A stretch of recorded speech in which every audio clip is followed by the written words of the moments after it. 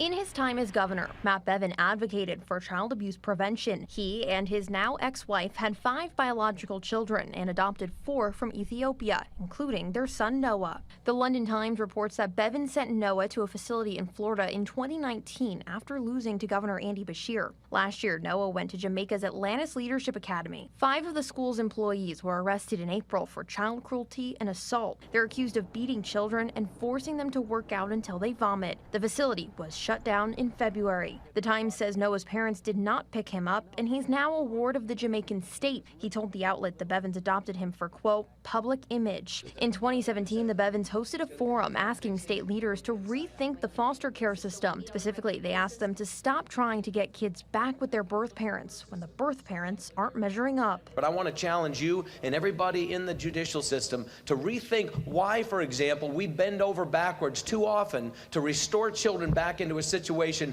that is bad for them. I don't care if the person in that home is related to them or not. And we have got to rethink this. After the forum, WKYT sat down with the Bevins. They spoke at length about foster care and adoption in Kentucky, calling the system tough to navigate. That's why the couple said they decided to adopt their children from a different country. It's so convoluted, so bureaucratic, so expensive, so confusing, so time-consuming, so frustrating that people finally just say enough.